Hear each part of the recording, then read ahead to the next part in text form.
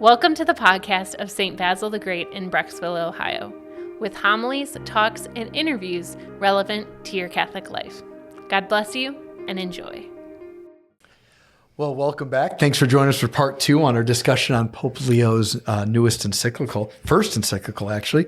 And in our first session, we talked a lot about how he begins with this beautiful biblical story, kind of grounding us in a meditative thing, kind of sharing almost like you said, a homily. Mm-hmm. And then we talked a little bit about the importance of human dignity being the foundation of it all, and not just kind of a dignity that like some government afforded us, but rather to see that it's grounded in God, that God wanted there to be a Cari. As Cari. He was very intentional in forming you as you. And just to begin to see that AI can sometimes remove you and make you very replaceable. Mm-hmm. But if God wanted there to be a Cari, no one else can be Cari. But AI is like, well, I can have anyone just regurgitate to me facts, figures, images, whatever. And so there begins to be a good wrestling match between the dignity of the uniqueness of a person and the allure of AI kind of moving us away from a person-centered world.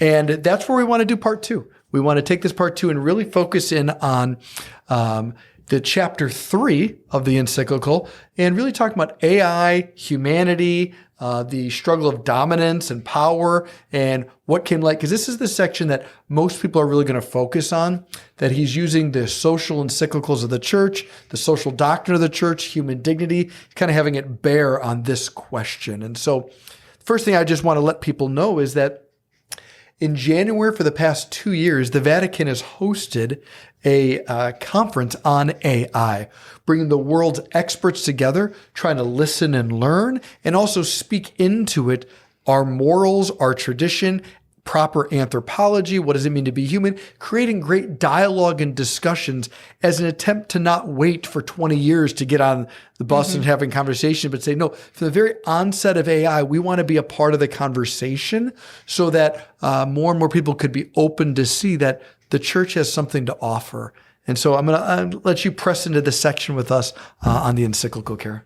Yeah, and I think that point that you said, like the church has been talking about this, a lot of people when this came out was like, oh my goodness, like this is amazing. The Pope is talking about AI, but the church has been talking about AI before. And I don't remember which section it was, but there was something I was reading and I was like, wow, this quote is like really wonderful, like and intense and like really well thought through who wrote this. And I like went like to the end notes and I was like, oh, this was the church. Like, and it was one of those sessions where the church was speaking on it. And so as we kind of jump into chapter 3 here, if you didn't listen to part 1, that kind of sets us up for what we're going to discuss. And even at the very, very beginning of chapter 3, he reminds us again of the Tower of Babel. Like he brings it back to, okay, I talked about quite a few different things here in the last 2 chapters, but let's remember where I started so that as we have this conversation of AI, you have this in the back of your mind. He says it's the technocratic paradigm and digital power is the next section. So he understands that like we're in this paradigm shift of understanding the technology that we use. And he says this makes it clear that technology is not simply a tool. And when it becomes the standard by which everything is judged, it begins to dictate what matters and what can be discarded, reducing creation to an object of exploitation and human beings to mere cogs in a system driven toward even greater efficiency. And this is like when I was like, did he write this in English? Because like, where are you getting cogs from? But understanding like, okay, how are we using, this is like really a big call out now to how are we using technology and Are we reducing creation to this mere cogs in a system, to humans of this? Where's the exploitation happening in the name of efficiency? And I even just think like some of the uses of AI, the past couple weeks, this is basically all I've been thinking about. I'm doing other things, I'm editing photos, and I'm like, how are people using AI? And even just knowing like how crazy it's becoming in the business world and how important it is to adopt AI and like understand how to use it to make you more efficient. Like this is kind of one of the things I've been questioning and wrestling with and do not have the answer on. I don't think you have the answer on. I don't even think Pope Leo is pretending to have the answer on. But understanding that AI can be used like a personal assistant. You can train AI as, like the different... Totally. We have Microsoft here. We have Microsoft Copilot. It integrates perfectly with our emails. AI could read my emails every morning and give me a rundown for the day, look at my meetings of the day, and just kind of set me up for the day. Now, I will be very honest, I don't get that many emails that I really need AI to read my emails, but I can imagine you get a lot more emails than I do. And could that be really beneficial to you? Could that be super helpful? Is it helpful? I've also heard that, people can train it to do parts of their job that take up a lot of their time and is kind of this side piece to their actual job. Yeah. It's somebody within the team needed to be in charge of this, and I happen to have some of the skill sets to do it, so I got assigned it. But this is not my main focus. This is not my main job. So I've spent the time training a bot to be able to do the busy work of this so that I can be more efficient and do the actual parts of my job that really need my time and attention, my brain, my creativity. And while that kind of sounds like, and especially I could see as a manager, being oh my gosh, wow. So you don't have to do that. You have AI do that. That's really cool. You always seem so prepared in the morning. Oh, it's because you have these AI updates and, you kind of have a personal assistant. So the question that you kind of wrestle with is is that good? Mm-hmm. Is that a good use of AI? The thing that you're having the bot do isn't necessarily something that takes brains and creativity. It's really kind of busy work, but it has to be done. But is that showing your manager that you're, capable of using AI? Or would it be more helpful for your manager to know, we need another person on this team. The work that this team is being expected to do is too much for the few people that we have here. And in a company that's driven by profit, they're great, you can do more work. Check it off. That's awesome. More profit for us. But is that a good, and this is kind of a question. I know we have a lot of high level business people in this parish, just a question to consider. Is that the best use of AI, of your employers, of just generally work? He talks a lot about unemployment as well. And, the importance of good work and meaningful work. And, do you really want someone doing all the busy work? I don't know. Is it easier and cheaper for AI to do it? Yes. But is it also just in the point of efficiency? Right. Well, and I think and I think it's key for when we're hearing Cari talk as well right here, is just we're so used to having questions that have closed answers. Did you have a good day today? Yes. It's right. Should I hire someone? No. Should I give that person a raise? Yes. And it's some questions need to be sat with because there's just so much to them and lived with. Is it okay for AI to do the busy work? Is it not? One of the things he really hones in on this section is one of my favorite paragraphs of the whole encyclical, actually, paragraph 118. He begins to say that at the heart of AI, what we're trying to do is overcome certain limits, right? So the limit of I can only do so much in a day, or I can only do so many things in 1 minute because I'm only one person. I can't multitask 20 things. It's okay, well, AI can do that for you, or I don't have time to read that novel. Well, good, AI can do this for you. It's okay, so the idea is limits. And he raises some very important questions about limits. He says, our relationship with life seems to be in crisis today. So pause right there. He sees that the way we relate to the human reality known as life, it's in crisis. He says, everything that appears as a limit, incapacity, illness, old age, suffering, vulnerability, tends to be seen primarily as a defect to be corrected, rather than as a reality through which our humanity matures and opens itself to relationship. And yet we must remember that humanity flourishes not despite limitations, but often through them. And he goes on to name some other things through the light of faith. But, I was thinking about this is how many people learned to love a spouse again when they got injured and they needed your care. And both people kind of fell in love with each other again, saying, thank God we're married. Like, gosh, I haven't seen you this soft and vulnerable to me because you had a surgery and you need me. And conversely, I didn't realize how kind you were still to me till I had that surgery and you brought me food or you helped roll me over or you rebandaged things. Like limits, vulnerabilities became the context by which marriages have been renewed.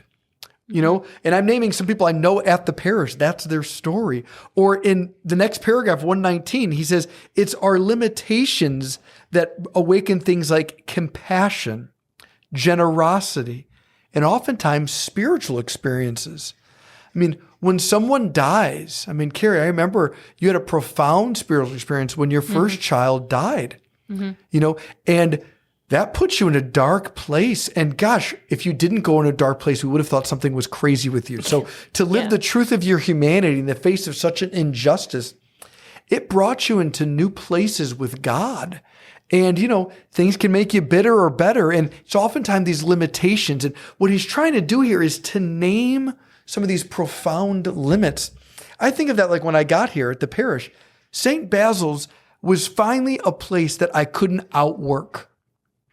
I can work long hours. I think fast. I have tons of energy. And you, St. Basil's, were bigger than it. You beat me, okay? And I couldn't, and it became a huge existential reorientation to me of what is my identity? What am I trusting in? And all of a sudden I begin over time, it's not just that we have a big staff. I actually need you all. I can't help the vision and dreams and desires I have for this, but I can't do it. I really need all the staff here, from the maintenance department to the office staff to the pastoral staff. I need your help. And then expanding out, I need the gifts and talents and generosity and prayers and support and kindness of the people in the pews, the people of God here, to help bring about what I believe God's dream is for our place. And that was a maturing and a growth in humility for me to say, I don't have what it takes. That's been so freeing. And if I just thought AI could help me overcome every limit, I would have missed out on learning how to appreciate other people. I would have missed out on love, maturing, prayer. I would have missed out on several nights of sobbing and crying in our chapel in the rectory saying, I can't do this. What am I doing here? Yeah. These moments is what Pope Leo is trying to say is we have to be careful that if we try to deny everyone their experience of limits, we're also going to deny them moments of profound maturation, healing, growth, and then eventually later on it says, even the grace of Jesus. We're going to miss out how to grow beyond our limits by learning how to depend on Jesus and the people he brings into our lives. So this is the balance he has with AI. AI helps, and yet we don't want it to remove every limit. Yeah. Yeah, and even that very next section, 120, I know you went through 118, 119, but on 120, I wrote to the side what makes us human, because he says, even when limitations are experienced in inner suffering, human wisdom teaches us not to deny or suppress it, but to integrate it. And to eliminate suffering entirely would mean, in the end, is extinguishing love and desire as well. And those who love and desire cannot avoid passing through trial and suffering. And over the years, we carry with us the lessons that leave their mark like scars, the memory of a journey shaped by freedom and failure, dreams and disappointments. And this is the part that I love. It's only thanks to the interplay of these elements that the wonders of the soul occur within us, allowing us to sense the richness of our humanity.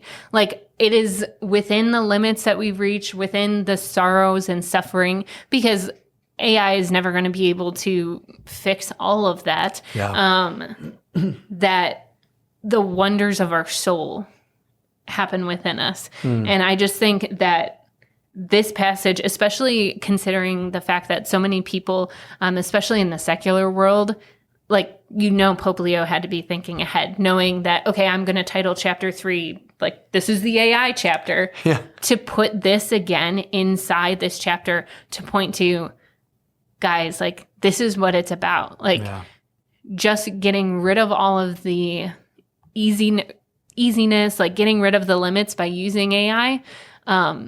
It's not going to solve everything. Like, we are still going to have this pain, this hurt, this suffering. So in the name of efficiency, like, there's still going to be struggles and battles to be won. Yeah, and I think what you're hopefully hearing in all this is the interplay of the church's dialogue with the social science of technology, and in particular AI. Is we are trying to be insistent that we need to realize that the criteria for AI cannot simply be, do I make more money as a company? Mm-hmm. It cannot simply be, do I get more done with less effort? There needs to be a pondering over what is being ignored and denied by AI, what is being lost by the use of AI. Does that matter? And then ultimately, coming back once again to our thing is a profound humanity. What is our notion of being human, and are we losing some sense of it, and does that matter? Well, and what he says is a little bit later in 128, he says, for an algorithm, an error is a flaw to be corrected. For a person, however, an error can be a catalyst for profound change. So again, he brings it back to the personhood of, like, here's what we're wrestling with is the use of AI. Is that just like easily like fixing all of your problems, or seemingly fixing some of your problems, or even the caution of using them as a friend, like being with a person? It's a catalyst for profound change. Yeah, no, I hope you're hearing that this is worth your pondering. It's also worth you trying AI. Maybe some of you have not even tried it. It's worth you seeing it and trying, because there are some amazing things about it, right? There's some great things. And I've been able to synthesize different huge theologians' arguments to saying, what are the commonalities and dissimilarities? Where do they agree and disagree on this topic, these two theologians? And it's drawn me in to say, okay, and now I see what this really was about, or it's helped me with my presentations and things like that. So there's some immense giftedness to AI. So if you've never used AI, first I would say, go ahead and try it. Like, you're not going to hurt yourself. It's going to be okay, but this is really asking for the next step. After you've tried it, like, what role does it play? What can it do? And what I want to do with our remaining time is, because there's tons of more sections here, and even in the end, the Pope himself raises some practical things. I want to say one thing, and then I want to just kind of have us talk a little about what have been some of your own personal meditations and thoughts, Cari. I have a few myself, but I do want to say this is because AI is used by an individual in front of a screen. One of the things he says is the essence of being human is our capacity for relationship and love. What he's trying to show you is, like, being alone with AI, with one of these bots, getting all the information in the world, accomplishing all the work in the world, it's still not being human. What it means to be human is to see a face, hear a voice, learning to love and be loved. And so that's where I want to land that, is that, and we get that in light of Jesus, who was always in communion with the Father and the Spirit, but also had Mary and Joseph. He had Martha, Mary, and Lazarus he called friends. He had his 12 disciples. He had a favorite town. He had a hometown. He knew what the breeze felt like, the sun felt like. He ate good food. He lived that full human embodied life to show us this is the way to be human. So I want to open up and we'll just go back and forth. Is there a little meditation or anything you've been pondering? And then I'll add one, and we'll just, for the remaining time, we just want to invite you into where this has led us to think and ponder. Yeah, I think one of the big ones actually kind of stems from something he says in chapter 4 in paragraph 139. He says, the pervasiveness of digital media fosters a culture of immediacy and hyperstimulation, which gives rise to fatigue, boredom, and apathy concerning an effort required for seeking the truth. And I think that that's kind of been in the back of a lot of the thoughts that I've had on AI, especially recently, is because I kind of tried things out. I used it. I was like, oh, like maybe it can do this. Maybe it can do this. And even some of the things I've done at the parish, like, okay, I have this idea. I know that I'm thinking specifically Tommy and Joe and I did a random but hilarious podcast a while back where I had a bunch of different pies and they had to match the saint to the pie. Right, and I had like a handful of them, but I was like, I kind of want a few more. And all of the saints I was thinking of, I was like, there's no flavor. Like I can't extrapolate Saint Gianna to be an apple. Like, maybe a teacher. Actually, now that I'm actually thinking about it, would have been an apple pie. But so I asked AI, I was like, here's my idea. Like, this is what I want to do. And here's the example of who, one or two of the examples I want to use. Who are some other saints? And it helped me to like think of other saints. So it kind of started in this like here's my creative thing. And then it led me to like further looking at it. There was one time with using AI, I was talking about St. Patrick to toddlers. And I'm like reading the story of St. Patrick and I'm like, oh, like this is so great. This is amazing. Like I just want to tell them everything.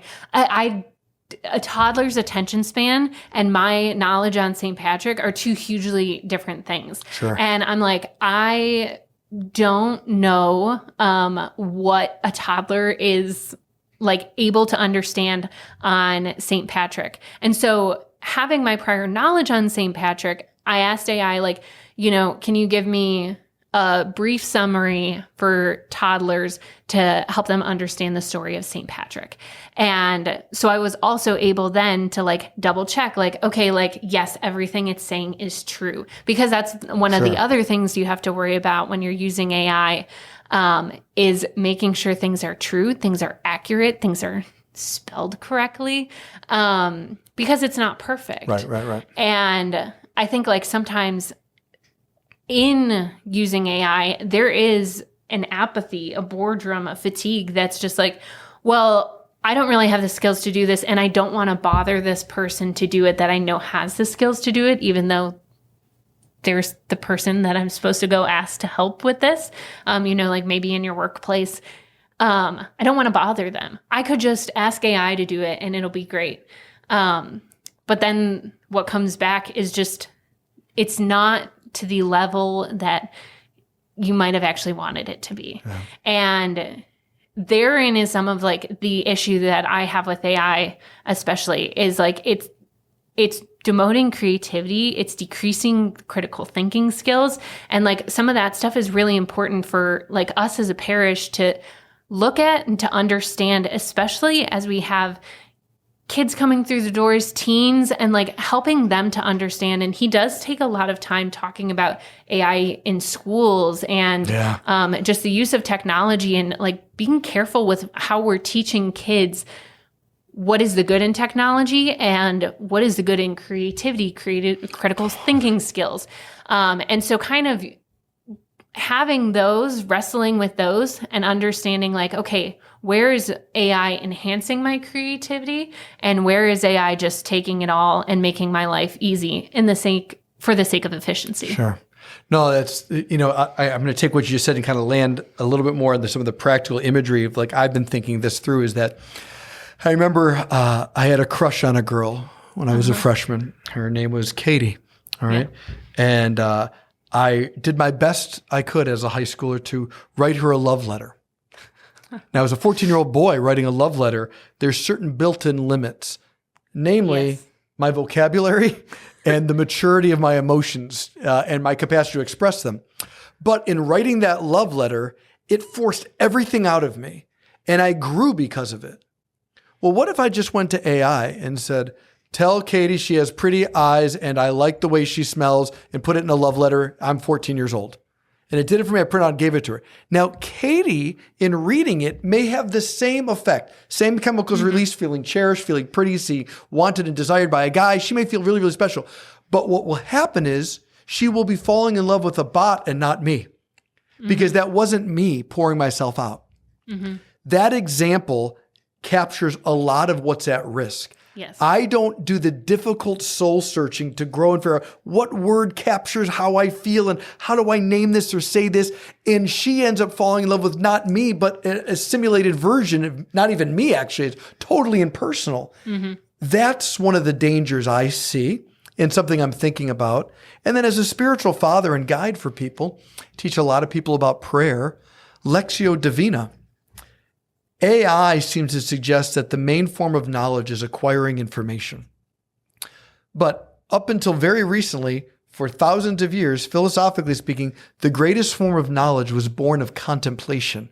And contemplation is a rather slowing down, mulling over, savoring, meditating, reflecting slowly upon one word or a phrase and letting it seep in and speak to you deeply. Lectio Divina is a reading a few lines of scripture, slowly meditating and engaging with the content of the scriptures and my life, and eventually coming up with what I may believe God is saying to me. It takes time. It's not a ton of information, and it is super important to learn because Pope Benedict says it will be the springtide of the church in the future, learning to hear God speak through scripture. So this is why we want to say as a church, we aren't gung-ho about AI, but as a church, we don't treat it as intrinsically evil. We're not saying never use it, but you're going to find in our parish and in the church at large a caution. We're not going to be like the secular world saying it's always good. That's not how we engage. We're discerning because we think in the incarnation, so at Christmas, and in the resurrection at Easter, and in the ascension, where Jesus takes our humanity into the inner life of God, we think we see in light of that to be human is pretty amazing, and that we want to safeguard that, promote it, and help people to tap more and more into the great reservoir and goodness of being created in God's image and likeness. And so those are some of the things back and forth I think that I've been thinking about. Yeah, and as a parish, kind of helping to understand that, and especially, like I said, for the kids that are coming through our doors, it's important for them to recognize just even some of the simple things. Our flyers that we have and the bulletin, like it's created by a person. Wow. And there is very obvious telltale signs when it's an AI flyer. And, maybe something, even does get spelled wrong on a person-made flyer. But being able to see, like, that's my church in this picture on the flyer. And it hasn't been distorted by AI, because even when you upload them, sometimes it distorts a picture anyway. Sure. But knowing, like, that's my friend who's in the children's choir, and I want to be in the children's choir. And just some of those things that as we kind of like make those decisions for the parish, for ourselves, for your companies, for your workplace, the ways that we use AI, the ways that we don't use AI, they're going to be teaching the younger generations, like, the importance of creativity, the importance of critical thinking skills. And, I even heard someone be like, when the calculator was invented, everyone was afraid of not doing mental math.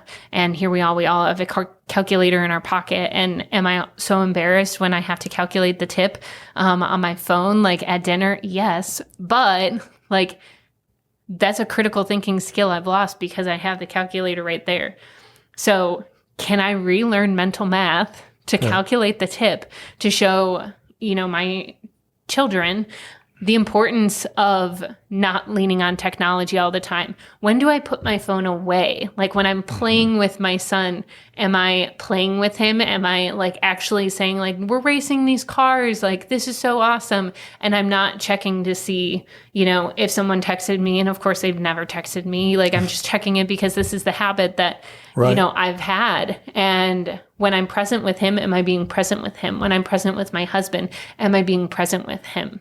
And so those like little things that, like, the use of technology, the way we use it, it's just an important thing to discern and to understand that, like, it's constantly something that, like, I know I need to revisit. Yeah. And what am I doing with my phone? Like, should we, for this next month, should we try, like, we're going to actually put our phones in the drawers during dinner, like, versus just not beyond them, but it's in our pocket so we could reach and be like, oh, is this a moment? Like, can I take out my phone and look this up? There's so many times that we do that, if it's away in a different room, like, what does that do for our family? Well, I think, Cari, you're naming like really good discernment for how we're meant to engage technology. And I think we would just end on this little point is that The philosopher Aristotle said that virtue is the golden means, meaning it's in between two extremes that are vice.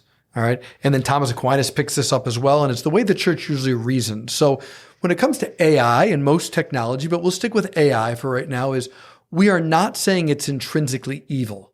To say that would be you have to get rid of it, never use it, never be around it, because any use of it would always be evil. We are not saying that. But nor are we saying that it's morally neutral, meaning that, hey, no matter how you use it, it's basically okay, no big deal. We're saying that in between these things is that AI is not evil, but nor do we think AI is always fine. So somewhere in between. And what the Pope lays out for us are things to consider to help you decide how to use it. I think Cari's doing a great job that if you are in management or own a company, I think it's important that you read this to say, how do you want to live your discipleship in having authority in an organization to guide it along, honoring what it's human? As a parish, of course, we're going to use AI at times. It's inevitable, of course.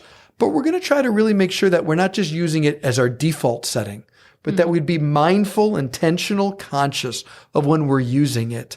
And so we wanted to get this out here for you to hopefully spark some interest. We wanted to do these podcasts so that you would be able to think through some of this, hopefully get the document yourself, either order it, you can get it on Amazon or anything like that, or at least go online and look at it, Vatican website or any other, or there's other people who've already condensed major quotes, things like that, that you would take some of this to prayer and consider for yourself. How do I use technology? How is it helping me? How is it robbing me of things? And begin to get some discipline around technology. This is the era we're in. This is our only path to holiness. It's going to involve how we use technology. So we want to make sure you're using it with the wisdom of the church, prayerful consideration. And as your parish, we're of course here to accompany you and help you make the best decisions possible as well. So thank you for your time. Cari, I just want to say publicly, we are so grateful. Our social media, all of our things, you're doing such a great job. And then to have someone who's such a well-formed disciple who cares about these things to read and inform and guide us. This podcast was your idea. So I just want to thank you for just all the gifts you bring to the church, especially helping us play with JJ at work, your son. And we look forward to your next baby as well. And you and John and your family's growing. So big thank you for that. And to all of you who are listening, please know of our prayers and our gratitude for your support of St. Basil the Great. God bless you all. We hope you enjoyed this podcast from our parish. If something touched your heart, we encourage you to take it to prayer. To be notified of future podcasts, please hit that subscribe button and feel free to share this podcast with a friend. We would love to keep in touch. You can find us at basilthegreat.org. Until next time, St. Basil the Great, pray for us.